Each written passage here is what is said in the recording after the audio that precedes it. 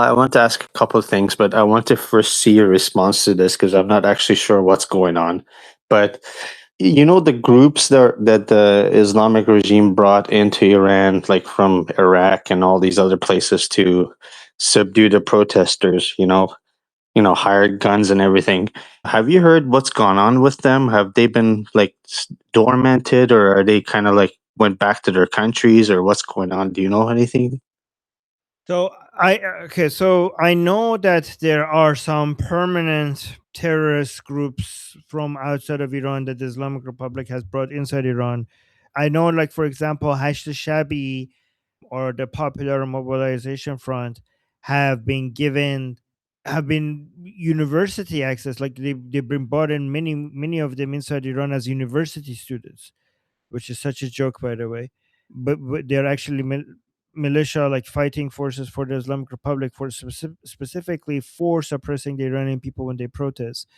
The ones that they brought early January shows how low, like how desperate they were, that they needed to bring people in. So they brought from Iraq, they brought Hashd Shabi. From Pakistan, they brought Zainab Yoon. From Afghanistan, they brought Fatim Yoon. I also heard reports that they brought some from Lebanon as well. I don't know if that's true or not, but um, I didn't see any reports regarding, because these people are very limited in number. Like this is not a big force, and it actually shows how desperate the Islamic Republic is, because they're supposed to have like hundreds of thousands of people on their hands. So why are you bringing, like, I don't know, 5,000 people from Iraq, for example? Like if you have like the entire IRGC is supposed to be like at least 1 million people. Like how is how you couldn't find 5,000 people that you had to bring from Iraq? The fact that they brought those in shows a level of desperation, like that they're short on people, but it also shows how very few number of people with machine guns can do, because the damage was huge, right? And this is what worries me, by the way, because a lot of people like we're talking about how effective these drones are, how it's helping the Iranian people, how a lot of the suppressing forces are being killed left and right, the commanders are being taken out. But it doesn't take that many people with machine guns to be able to cause a lot of damage to protesters. So I don't know exactly what happened to these people. There are three things that maybe give me hope. One is the fact that the Islamic Republic is running out of money. So even if they want to bring them in again to do such a thing, they might not be able to afford it. I've heard like their own forces right now in Iran have not been paid for 2 months, right? So that's a good sign. Two is that the drones, so the people that they brought in, their understanding is like, okay, this is how much we're getting paid to kill unarmed civilians, right? I'm assuming the amount that you have to get paid to kill unarmed civilians while drones are on your ass killing you is going to be astronomically higher. Like imagine, I don't know how much I'm paying each soldier to come kill the Iranians while they're unarmed. I don't think it's going to be the same price when you have Israeli drones taking people left and right. So it might be a lot more expensive and not affordable. But also, I'm thinking that I'm assuming that a lot of people are not just going to do it. Like the same people who came to kill unarmed Iranian people, I don't think like these people want to make money. They don't want to die. These are mercenaries. They shoot for money. So I'm hoping that seeing what's happening in Iran, a lot of them will just not accept that job. Yes, you will shoot a lot of people before they get to you, but it will be so much easier now for the Iranian people to overwhelm you and basically defeat you this time. But yeah, but with regards to your specific question on do we know what has happened to them, we don't have any direct reports, but I'm assuming that they're going to be a lot more difficult to convince them to fight against the Iranian people now, given what they're saying. A fourth thing that gives me hope is that the people in charge of managing, contacting these people or telling them, giving them the money, like the operational structure behind making that possible to even bring them here that might have been taken out as well. So we might not even have a person to be able to make that decision that here's like a bag of US dollars to give to these militias to even do the job. Like there might not be even a person to make that decision for them. Does that make sense, Mosey? Yeah, it makes sense. I just had a little follow up. Uh, I was thinking, like, it seems like either whether because of funding and everything, maybe some of these are either been gone into hiding or have even gone back to their countries until they're called up again. It's a possibility that could be. I was Right. wondering, like, if it's possible. Like, I know how we're waiting for a time where the war kind of ends, and then there's a call to action by King Reza Pahlavi to come out for that final time.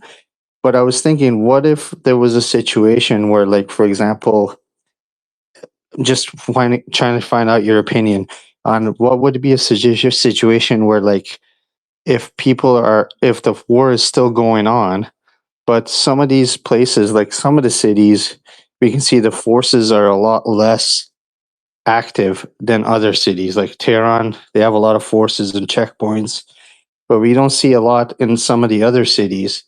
I was wondering, like, how would it be? Would it be logical to say, like, the war is still going on? Israel and the U.S. are still hitting targets, let's just say in Tehran and Isfahan and other places, but like there's a call to action of like nothing being fired in Shiraz or at one other city where people Mm. all come out and try to take that city while the IRGC is still fighting, or trying to be in hiding because there's bombs falling and targeted attacks, but they also have to work to protect the city from falling at the same time. Just wondering your Yep. thoughts on that. So this is actually a very good point because the main battle is for Tehran. When we get Tehran, the whole thing falls. And this is why we have the Sarullah institution under the IRGC. Specifically, the entire point of that is to try to keep Tehran, stopping it from falling into enemy hands, as they're saying. This is why when they get more and more desperate, they will bring more of their forces to Tehran because once Tehran is every other city, if they lose it for some time, they can afford to lose it for some time and then regain it. Okay. But they can't afford to lose Tehran. If they lose Tehran for even 5 minutes, then it's over. It's basically the 0 hour of the revolution. So if Iran is getting closer to collapse, they will bring forces from all around Iran to Tehran to keep Tehran. And that's in a situation where you might see in some other areas, some cities, the people basically manage to completely take over a city. This has already happened, by the way, in the previous uprisings. There were cities that were reported as being taken over by the people. The problem is because it wasn't Tehran, eventually they managed to come and take it back. So I suspect that once we get closer to the final days of this revolution, they will focus so much of their attention on Tehran that the other areas of Iran will be complete takeover by the Iranian people. This time, and Tehran is still in their hands. This time around, what we have to do is to make sure that if we manage to get some of these cities, that we keep it. So those areas. So I could very much, for example, foresee like this might be a situation where Tehran is still in the hands of the Islamic Republic, and southern Iran, many cities in the southern Iran, have now been declared as liberated, right? Like this might be like for example, especially cities closer to the Persian Gulf, where you might even see some American involvement in helping the people to keep those cities. So this might be a north versus south situation at some point where where Tehran and the northern areas is still been taken, and east and north is the Islamic Republic, and south and west, maybe especially the south, is now liberated by the Iranian people. If that happens, even though we don't have Tehran yet, now the entire south will become a base of our operations to take over Tehran as well. Like we could actually meet and gather and strategize, and I don't maybe even I don't know, trained with weapons. I don't know. Like I'm just guessing, right? At that point, if we have areas into Iran where it's now liberated, we could now actually come up with effective strategies and a base of operations to basically liberate the rest. I mean, does that answer your question, Mosey? Yeah, yeah, it Yeah. does. I don't want to take too much time either. I agree with you at this kind of strategy. The only thing I was suggesting was if it was kind of happening like a city at a time, under the cover of war still going on, whether that would reduce casualties on the people, like kind of like wouldn't allow them to get too much forces together to suppress, let's just say, Yeah. if they know the war is gone, they can try to say, okay, let's send all our forces to Shiraz because, the Shirazis are trying to take over. You know what I mean? Like, there's stuff like But there's that. That's kind of but they're was. so limited because if whenever they decide to send their forces to one certain area, then other cities will be defenseless and then we will take them over. Oh, by the way, I also suspect that we might see a situation where Prince Reza Pahlavi comes in to one of these liberated cities, especially in the south, before the Islamic Republic falls. That might also happen. Yeah, and that would be a big, huge morale. I believe that might actually, like, if they see, if some of these regime members see that some cities have already fallen and the Pahlavi's already back, they might be like, okay, maybe this thing is over, like, basically. Yeah. That would be a time where maybe more people from the Artesh will start pledging allegiance to Prince Reza Pahlavi if they see that he's actually inside Iran. Yeah. Sapir came in earlier and she had an update that right now there are about 150 injured from hits in 2 cities, 10 of them in critical condition, and one of them is a 10-year-old. And we're still trying to find some people. So I'm sending my thoughts on atheist prayers to the people of Arad and Dimona. I still have one person on the list and we have 5 minutes, so I think I'm going to skip responses. Jeremy, please go ahead, sir. Hi, thanks. You can hear me? First of all, thank you to Amin and Goldie, and also Jeffrey and everyone here, because you guys are sort of like a beacon of sanity in like a very crazy world. I had one question, but I just wanted to make 2 really quick comments if I can while you're thinking about the answer to the question. The only decent argument I know that I've heard against regime change being possible in Iran that I would like you to comment on if you can, is that the IRGC run the entire economy in Iran and all the main things of Iran, and that just if there's tried to be a regime change, then they will sabotage it and not allow it. That's what I was interested in. I just wanted to make 2 quick comments while you're thinking about that. One, first of all, I just wanted to clear up something. Last time I was on, I don't know if you remember anyway, but I was trying to argue that how much benefit it will bring the Middle East and the world for the IRGC being replaced with the Iranian people. And part of that argument, I was criticizing the US. I just wanted to say I'm not critical. No, US is complicated, and I'm aware of all the good stuff that the US does, including what they're doing now. I've supported the US before. I've lost a lot of friends, and I've damaged my career supporting the US. So, US is complicated. I understand it's good things. I just want to have a fair and honest opinion of all countries and all people. And the last comment I just wanted to quickly, you were talking about Israel hunting down all the Nazis. I wish they had done all the Nazis, but unfortunately, I think most of the Nazis did actually escape and were used by the CIA and designed the education systems for countries like Egypt. I think even there was a Nazi who led the United Nations. So unfortunately, I think the Nazis are still around and collaborating with the radical Islam. But anyway, I'll get off because I know we're short of time. Okay, so I'm gonna talk about the IRGC part. So a lot of people I think here know already that the IRGC is it basically controls a major section of Iran's economy. Some people suggest that more than 2/3 of it. I know for a fact that every single industry that gets even significant, like is remotely big inside Iran, if IRGC will come and take it over. Like there's no private sector company could get big without a takeover by IRGC. Like I know specifically people that had like really entrepreneurs in Iran that as soon as they got somewhat successful, you always get that knock on the door, and eventually you either cooperate with IRGC and you become part of their monopoly like network, or they will destroy you.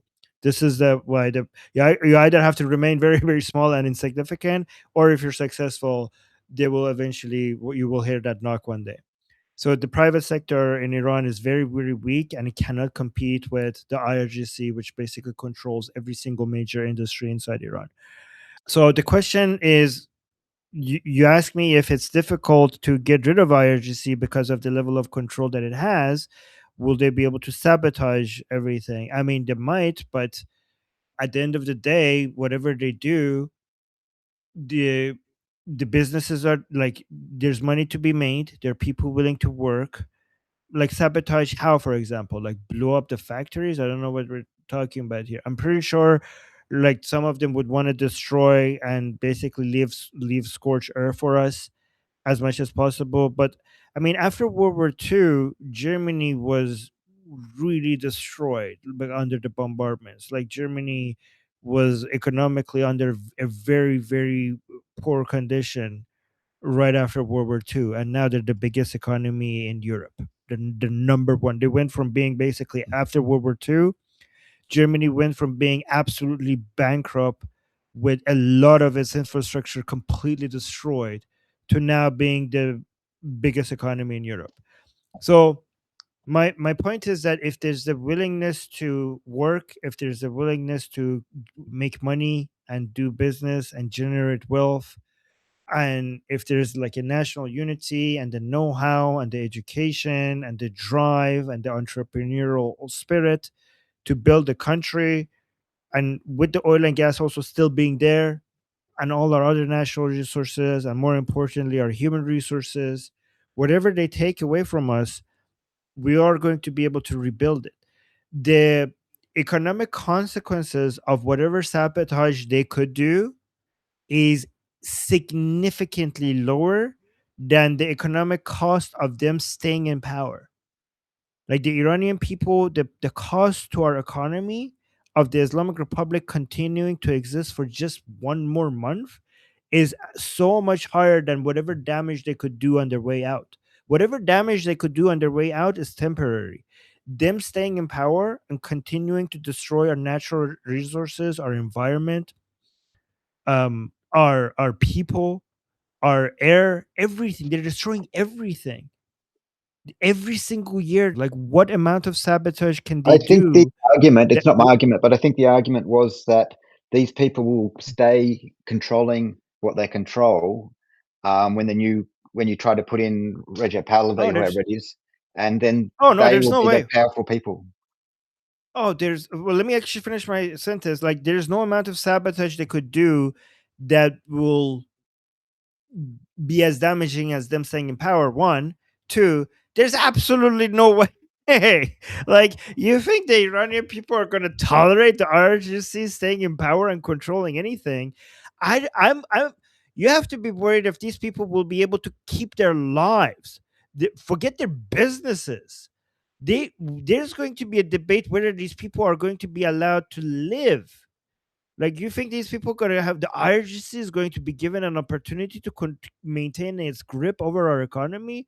Well, I think Like, the argument is that you're not going to be able to just change everything, and that the incoming transitional government's going to have to keep a lot of the current oh, structure in place. okay. So we're talking two different things. If you're talking, yes, of course we're going to keep the people who are doing the filing, doing the bureaucracy will stay there. The people who are doing the technical work, everybody working for the Islamic Republic is not a crime, and the Prince Reza Pahlavi has communicated that everybody that is working for the Islamic Republic, they will, like, all the people and the lower people that are following orders and doing their job, they will get to keep their job and continue. We're not going to repeat the mistakes of the debathification that happened in Iraq. But those people, those technical people, those are not the people in charge. We're talking, like, you have to separate the IRGC commanders and leaders, the people who actually own these businesses and they're basically sucking out the wealth and basically living in mansions, and they have like really, really, like, you have no idea how wealthy these people are. It's actually crazy. Those people, those are the leaders of IRGC. Those are the ones who have to go. Okay, then what you're talking about, the people that we're going to keep and they're going to keep their work, is the person who's doing the accounting, is the person who's doing the filing, is the person who's like, I don't know, cleaning the washroom in in the IRGC offices. It's the T guy. Okay, it's the person who does the software. Okay, those people, we're not going to get rid of them. Every single one of those people are going to keep their job, and that's what you need for you to make sure that not everything falls apart. You don't need those leaders that are basically stealing the wealth of our nation for themselves. We're just going to get rid of the leadership. And if you get rid of that, you're not going to be able, even with the people that are basically doing the work within the IRGC and the Islamic Republic, those people are just following orders. They're not going to be able to keep their grip and keep it closed and government control, right? It's those leaders that do that. And we just need to get rid of them. Does that make sense? Yep. Good luck. Be Okay, patient. well, thank you. But does it make sense? Like, did I answer your question? Yeah, it makes sense. It's not something I know about. I just hope it all works out and goes well. It's going to be complicated and challenging. It's not like just because I'm not suggesting that it's going to be rainbows and butterfly. It's going to be messy. It's going to be messy, but it's worth it. Definitely.